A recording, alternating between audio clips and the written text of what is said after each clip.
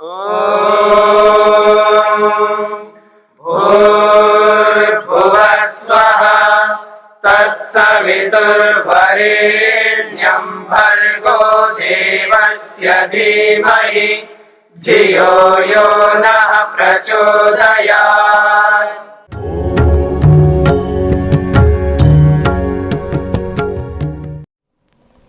तो देखिएगा, प्रकृति परार्था, प्रकृति जो है दूसरों के लिए होती है, नहीं स्वार्था, वो अपने लिए हो नहीं सकती है।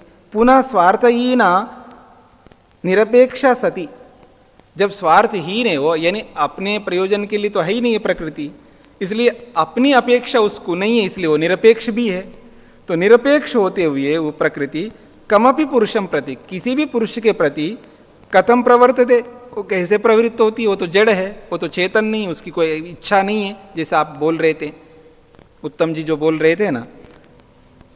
तो इसी बात को तदेतद अन्यया युक्तिया प्रदर्श्यते, इसी बात को एक अलग प्रकार की युक्ति देकर के समझाने का प्रयास कर रहे हैं। नैरपेक्षे अपि, नैरपेक्षे अपि प्रकृति उपकारे अविवेको निमित्तम, समाधान किया है। क्या समाधान किया है? प्रकृते निरपेक्षत्वे अपि, प्रकृति अपने प्रति अपेक्षा न रखती हुई भी, प्रकृति अपने प्रति अपेक्षा न रखती हुई, न केनापि सह प्रकृतेर विशिष्टा संबंधापेक्षा, किसी भी व्यक्ति के प्रति कोई विशेष संबंध उसका नहीं है। सामान्य संबंध तो सबके साथ एक जैसा रहेगा, लेकिन किसी व्यक्ति विशेष के प्रति उसका विशेष संबंध हो ऐसा नहीं है। तो इसलिए कह रहे केनापि न केनापि सह प्रकृतेर विशिष्टा संबंधापेक्षा, किसी व्यक्ति विशेष के प्रति कोई विशेष संबंध रखती हो प्रकृति, ऐसा नहीं है। तस्या समान भावेन परार्थत्वात्, क्यों? क्योंकि वो सबके लिए, तस्या उस प्रकृति का समान भावेन, समान रूप से सबके लिए एक जैसा स्वरूप रहता है। क्यों? परार्थत्वात्, क्योंकि वो सबके लिए बराबर रहती है वो प्रकृति। तथापि फिर भी सृष्टि रूपत्वेन प्रकृतिर यम कमपि उपकरोति, फिर भी सृष्टि के रूप में, यानी शरीर बना करके जिस किसी के प्रति उपकार करती है प्रकृति, यम कमपि पुरुषम प्रति प्रवर्तते, जिस किसी भी पुरुष के प्रति वो प्रवृत्त होती है, तत्र अविवेकः तस्य पुरुषस्य निमित्तमस्ति, वहाँ अविवेक ही मुख्य कारण होता है। यानी मनुष्य का जो अविवेक है वही मुख्य कारण बनता है। ये तो प्रकृति तो गौण कारण है। क्यों प्रवृत्त नहीं हो रही उस व्यक्ति के प्रति? क्योंकि वो विवेक रखता है, इसलिए प्रवृत्त नहीं हो रहा है। यानी विवेक के कारण से प्रकृति नहीं हो रही प्रवृत्ति, मुख्य अर्थ तो ये है। ऐसे ही सामने वाले में अविवेक है, इसलिए प्रकृति जो है प्रवृत्त हो रही है। तो प्रवृत्ति के पीछे मुख्य कारण क्या है? अविवेक, और निवृत्ति के पीछे मुख्य कारण क्या है? विवेक। यही कहना चाह रहे हैं। अविवेकः तस्य पुरुषस्य निमित्तमस्ति, उस पुरुष का प्रकृति के साथ जुड़ा रहना क्या है? अविवेक है। तो कह रहे हैं अविवेक ही उस पुरुष का निमित्त है, ताकि वो पुरुष प्रकृति के साथ जुड़ा रहे, अथवा प्रकृति पुरुष के साथ जुड़ा रहे। तो प्रकृति पुरुष के साथ जुड़ा इसलिए रहती है क्योंकि वह अविवेक मुख्य कारण है। सूत्रार्थ, प्रकृति का अपना प्रयोजन न होने पर भी, प्रकृति का अपना प्रयोजन न होने पर भी, प्रकृति का अपना प्रयोजन न होने पर भी पुरुष के प्रति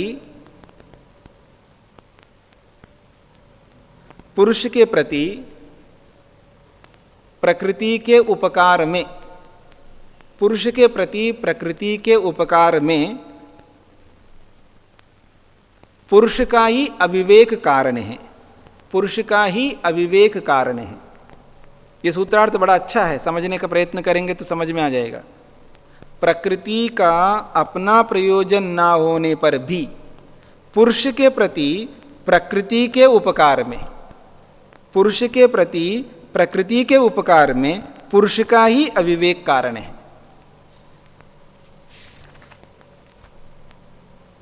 पुनश्च इसी बात को और स्पष्ट करने के लिए आगे उदाहरण दे रहे हैं। नर्तकीवत प्रवृत्तस्यापि निवृत्तिश्च निवृत्ति ही चारितार्थ्यत्वात्। नर्तकीवत प्रवृत्तस्य अपि निवृत्ति चारितार्थ्यत्वात्। अविवेकिनम पुरुषम प्रति प्रवृत्तस्यापि प्रदानस्य। जो अविवेकी व्यक्ति है उस अविवेकी व्यक्ति के प्रति प्रवृत्त होती हुई प्रकृति निवृत्तिर्भवति, निवृत्ति हो जाती है। प्रवृत्त होती होती निवृत्त हो जाती है। कब? चरितार्थत्वात्, जब चरितार्थ वाली होती है प्रकृति। मेरी बात को समझ लेना। प्रकृति जो है अविवेकी व्यक्ति के प्रति प्रवृत्त होती रहती है, प्रवृत्त होती ही रहती है। प्रवृत्त होती होती भी निवृत्त हो जाती है। कब निवृत्त होती है? चरितार्थ होने से। चरितार्थ क्या है? जब भोग और अपवर्ग के प्रयोजन को उसने समझ लिया सामने वाला अविवेकी व्यक्ति, तब वो निवृत्त हो जाती है। तो कहते हैं चरितार्थत्वात्, उसी को कोला है समाप्त प्रयोजनत्वात्, क्योंकि प्रयोजन समाप्त हो गए इसलिए वो निवृत्त हो जाती है। स्वरूप प्रदर्शनेन कृत कार्यत्वात्, उसी को और स्पष्ट किया है। स्वरूप प्रदर्शनेन, अपने स्वरूप को प्रदर्शित करती है, प्रदर्शित करके क्या करेगी? निवृत्त हो जाएगी। जब अपना स्वरूप दिखा दिया, अब समाप्त हो गया उसका प्रयोजन। अपना स्वरूप दिखाना उसका प्रयोजन है, और दिखा दिया तो निवृत्त हो जाएगी। क्या है प्रकृति का स्वरूप? भोग देना और अपवर्ग दिलाना। हाँ, ये याद रखना। प्रकृति का स्वरूप क्या है? भोग भी देना है और अपवर्ग भी दिलाना है। भोग अपवर्गार्थम दृश्यम। ये जो प्रकृति का मतलब यह दृश्य है, संसार है, सृष्टि है। प्रकृति शब्द से यह सृष्टि अर्थ हमको लेना है। तो सृष्टि का क्या स्वरूप है? तो भोग देना और अपवर्ग दिलाना। तो अपना स्वरूप दिखा दिया, अब दिखाने के बाद क्या करेगी? निवृत्त हो जाएगी। ये इसका अभिप्राय है। अब उसका उदाहरण देकर के समझा रहे हैं। यथा नर्तकी पारिषद्यान प्रति नृत्य प्रदर्शनाय प्रवृत्ता अपि समाप्त नृत्यकृत्या नृत्येन स्वरूपं प्रदर्शितवती सती निवर्तते। कहते हैं यथा नर्तकी, नाचने वाली, पारिषद्यान, परिषद कहते हैं सभा को, और पारिषद्य कहते हैं सभा में रहने वाले, और पारिषद्यान ये द्वितीय विभक्ति का बहुवचन हो गया। तो परिषद में रहने वालों के प्रति नृत्य प्रदर्शनाय, नृत्य को, नाच को दिखाने के लिए, प्रवृत्ता अपि, प्रवृत्त होकर के भी, समाप्त नृत्य कृत्या, और जब पूरा नाच दिखा देती है तो क्या करती है? हट जाती है, वहां से दूर होती है। नृत्येन स्वरूपम प्रदर्शितवती, नृत्य के माध्यम से अपने स्वरूप को दिखा करके वो निवर्तते, निवृत्त हो जाती है। उसका यही काम है, अपना नृत्य दिखाना और हट जाना। तो जैसे नर्तकी अपने नृत्य को दिखा करके हट जाती है, ऐसे ही प्रकृति यानी सृष्टि अपने स्वरूप को दिखाती है। क्या है उसका स्वरूप? दो प्रकार का स्वरूप है, एक भोग और एक अपवर्ग। तो दोनों को दिखा दिया, अब हो गया तो निवृत्त हो जाएगी। ये कहना चाहते हैं सूत्रार्थ। प्रकृति अविवेकी के प्रति, प्रकृति अविवेकी के प्रति प्रवृत्त होकर भी, प्रकृति अविवेकी के प्रति प्रवृत्त होकर भी प्रयोजन समाप्त होने पर, प्रयोजन समाप्त होने पर निवृत्त हो जाती है। प्रयोजन समाप्त होने पर निवृत्त हो जाती है, नर्तकी के समान, नाचने वाले के समान, नाचने वाली के समान, ऐसा भी कह सकते हो, या नर्तकी के समान।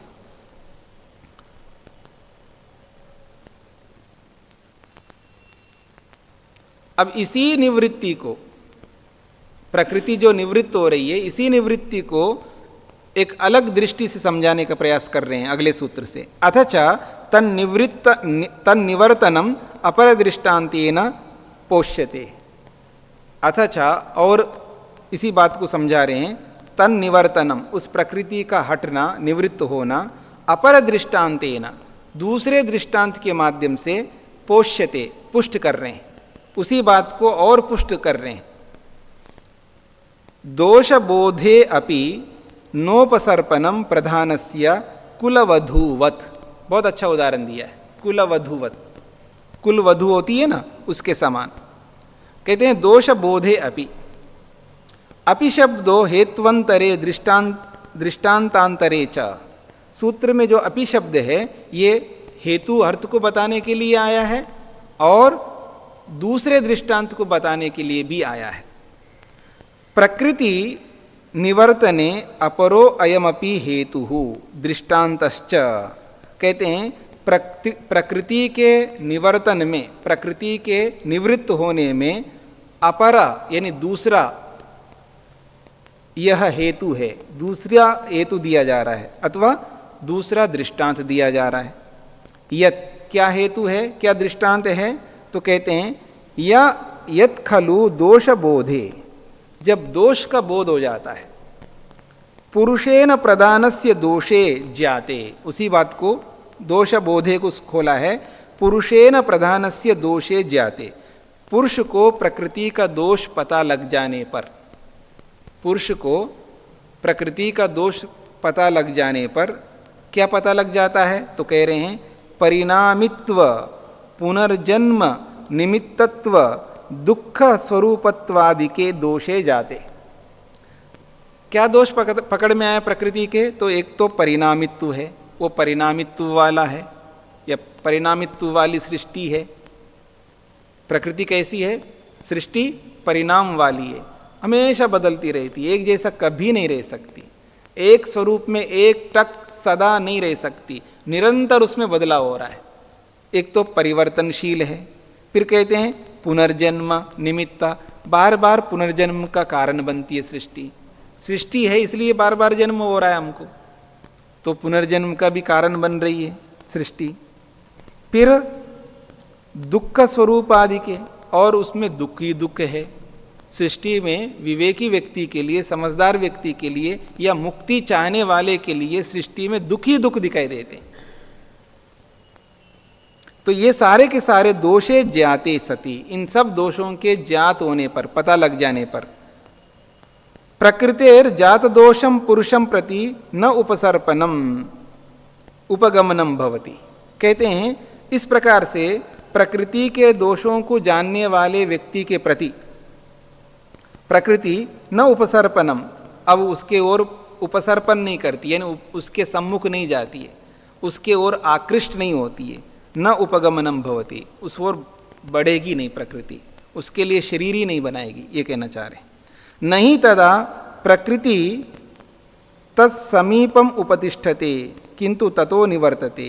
कह रहे हैं उसी बात को, नहीं तदा, उस काल में, जिसको दोष पता लग गया उस काल में, प्रकृति तत्समीपम न उपतिष्ठते, उस विवेकी के प्रति, विवेकी के पास में प्रकृति नहीं ठहरती है, किंतु ततो निवर्तते, वहाँ से हट जाती है।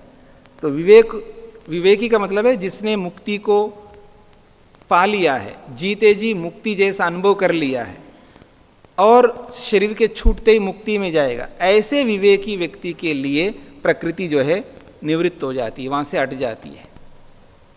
तत्र दृष्टांता, इस बात को समझाने के लिए एक दृष्टांत दिया जा रहा है। यथा कुलवधू प्रकटित दोषा पुनः पुरुषम प्रति न उपसर्पति। बहुत अच्छा उदाहरण दिया है।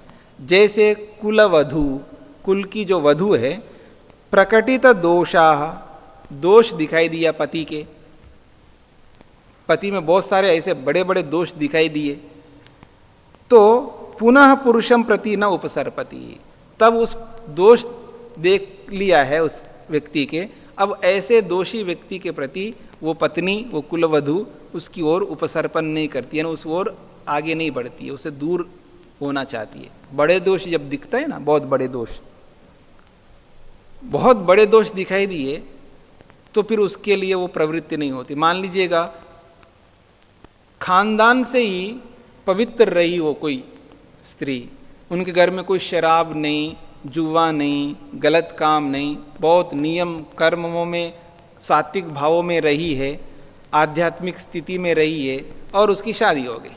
और शादी होने से पहले जिससे शादी हो रही थी, क्योंकि आजकल एक परिपाटी है ना, 100 नहीं 1000 झूठ बोल करके भी शादी कर लो, एक परिपाटी चलती है ना, तो शादी करके गई है तो देखते ही पता लगा ये तो शराबी है, भयंकर शराब करता है, शराब पी के आता है, ठीक है, और मांस भी खाता है और मारपीट भी करने लग रहा है, तो कैसे जाएगी वो उसके पास में?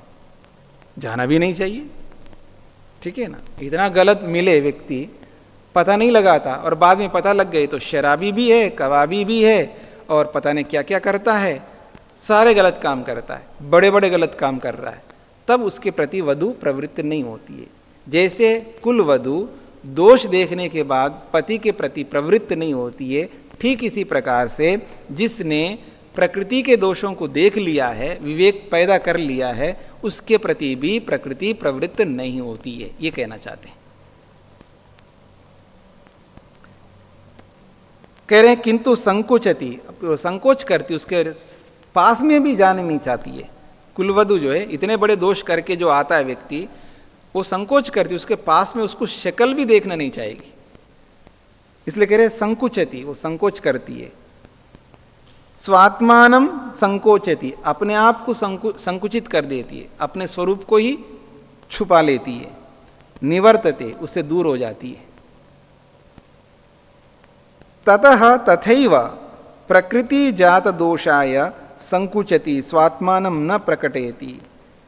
ततः, उसी प्रकार से, तथैव, वैसा ही, प्रकृति भी, प्रकृति जात दोषाय, प्रकृति के दोषों को जिसने जान लिया है उसके प्रति संकुचति, प्रकृति भी संकोच करती है। स्वात्मानम न प्रकटयति, अपने स्वरूप को प्रकट नहीं करती है, उसके लिए शरीर ही नहीं बनाती है। ततो अपसरति, उस व्यक्ति से वो दूर हो जाती है प्रकृति, उसके लिए कोई शरीर नहीं बनाएगी। उक्तम यथा नारदीय, नारदीय शास्त्र में भी ऐसा ही कहा है। क्या? सविकारा अपि मौढ़्येन चिरम भुक्त्वा गुणात्मना प्रकृतिर्जात दोषा इयम लज्जा इव निवर्तते। तो कहते हैं सविकारा अपि, ये जो सृष्टि जो है विकार वाली है, बहुत सारे विकार होते हैं इसमें, टूट फूट होते रहते हैं सृष्टि में, तो सविकार वाली होकर के भी मौढ़्येन, मूढ़ व्यक्ति के प्रति, चिरम भुक्त्वा, देर तक जुड़ी रहती है, देर तक यानी लंबे काल तक, क्योंकि मूढ़ व्यक्ति है उसके साथ जुड़ी रहती है।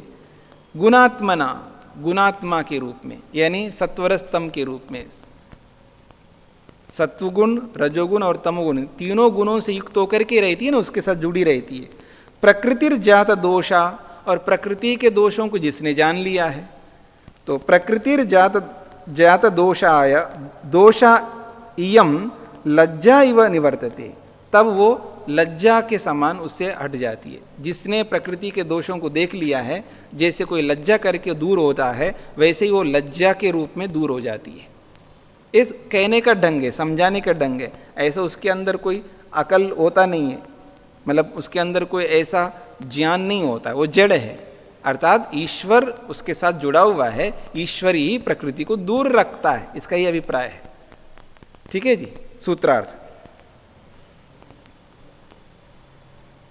जिस पुरुष ने प्रकृति के दोष जान लिए हैं, जिस पुरुष ने प्रकृति के दोष जान लिए हैं,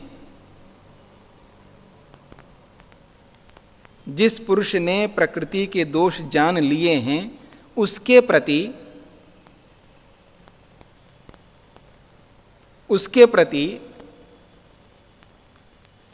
प्रकृति,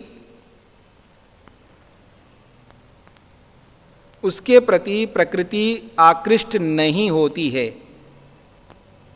उसके प्रति प्रकृति आकृष्ट नहीं होती है।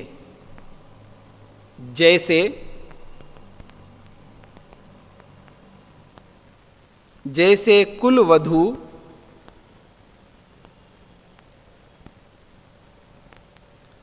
जैसे कुलवधू पति के दोष प्रकट होने पर, पति के दोष प्रकट होने पर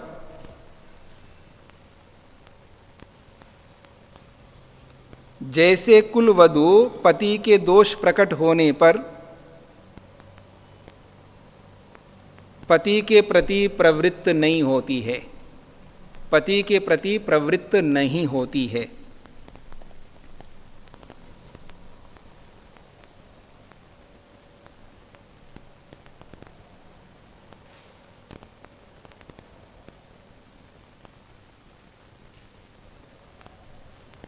हाँ जी, अब एक प्रश्न उपस्थित किया जा रहा है, यदि प्रकृति एव ज्ञात दोषात् ज्ञात विवेकात् निवर्तते।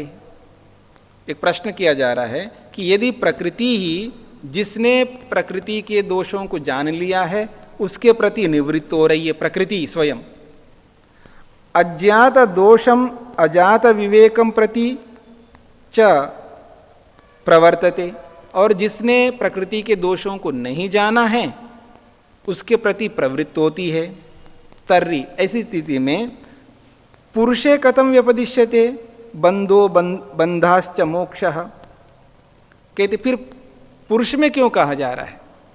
प्रकृति प्रकट हो रही है, प्रकृति ही उसके साथ जुड़ रही है और प्रकृति ही उससे दूर हो रही है। प्रश्न समझ में आ रहा है ना? प्रकृति ही उससे हट रही है और प्रकृति ही उससे जुड़ रही है, तो बंध और मोक्ष तो प्रकृति के होना चाहिए। प्रश्नकर्ता ये कहना चाह रहा है, क्योंकि अभी तक यही बताते आ रहे ना, प्रकृति जो है अविवेकी व्यक्ति के प्रति जुड़ती है और विवेकी व्यक्ति से हटती है, तो हटने वाली कौन है? प्रकृति। जुड़ने वाली कौन है? प्रकृति। यानी बंधन में आने वाली कौन है? प्रकृति। और मुक्त होने वाली कौन है? प्रकृति। तो फिर पुरुष को क्यों कह रहे हो पुरुष बंधन को प्राप्त होता है, पुरुष मुक्ति को प्राप्त होता है? वास्तव में बंधन प्रकृति का है, वास्तव में मोक्ष प्रकृति का है। ये प्रश्नकर्ता का प्रश्न है। तो वही कहना चाहता है, तर्हि पुरुषे कथम व्यपदिश्यते, फिर ये बंध और मोक्ष पुरुष में क्यों कहा जा रहा है? बंधो बंधाश्च मोक्षः, बंधन को प्राप्त हो गया, अब बंधन से मुक्त हो गया है, इसे पुरुष में क्यों कहा जाता है? अत्र उच्यते, इसका समाधान किया जा रहा है। नैकांततो बंध मोक्षौ पुरुषस्य अविवेकादरिते। कहते हैं एकांतता, एक पक्ष से ये बंधन नहीं होता, एक पक्ष से मोक्ष नहीं होता है। क्यों? पुरुष के अविवेक के कारण से ही बंधन होता है और पुरुष के विवेक कारण से ही मोक्ष होता है। ठीक है ना? वहां केवल प्रकृति का कारण नहीं है, पुरुष भी अपना कारण है और मुख्य तो पुरुष ही कारण है, प्रकृति तो गौण है। तो कह रहे हैं पुरुषस्य बंध पुनः ततो मोक्षश्च, पुरुष को बंधन का मिलना या उस बंधन से मोक्ष का प्राप्त होना खलु एकांततः, एकांतता एकांत से नहीं है, अर्थात तत्स्वरूप तो न, वो स्वरूप से नहीं है, स्वरूप से मतलब स्वाभाविक नहीं है। पुरुष का बंधन या पुरुष का मोक्ष स्वरूप से यानी स्वभाव से नहीं है, मतलब किसी कारण से, किसी निमित्त से है। उक्तम यथा पूर्वम, जैसे कि पहले कह चुके हैं, व्यावृत्तो भय रूप, ये सूत्र याद आ रहा है पहले अध्याय में, व्यावृत्तो भय रूप। उभय रूप का मतलब है बंधन और मोक्ष। बंधन और मोक्ष जो है इन दोनों से व्यावृत्त पुरुष अलग है, ना तो स्वभाव से जीवात्मा बंधन में है और न स्वभाव से मोक्ष है उसका। इस बात को पहले कह चुके हैं, जीवात्मा स्वभाव से बद्ध नहीं है और स्वभाव से मुक्त नहीं है, ये बात कह चुके हैं। इसलिए कह रहे हैं उभय रूप व्यावृत्ता, इन दोनों ही रूपों से आत्मा अलग है, ये पहले हम कह चुके हैं।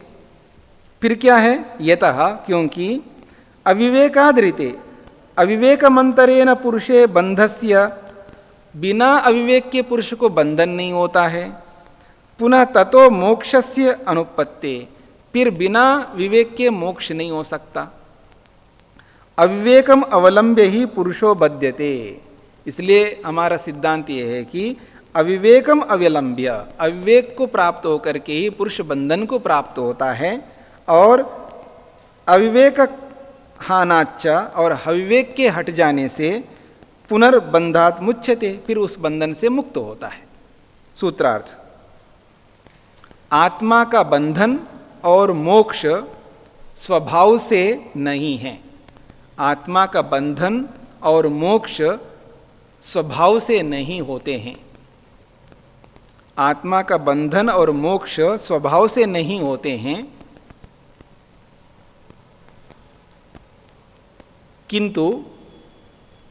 किंतु अविवेक के कारण से बंधन होता है। किंतु अविवेक के कारण से बंधन होता है और विवेक के कारण से मोक्ष होता है।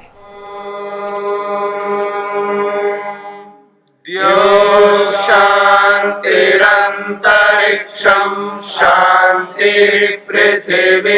शान्तिरापः शान्तिरोषधयः शान्तिः वनस्पतयः शान्तिर्विश्वे देवाः शान्तिर्ब्रह्म शान्तिः सर्वं शान्ति शान्तिरेव शान्ति क्षमा शान्तिरेधि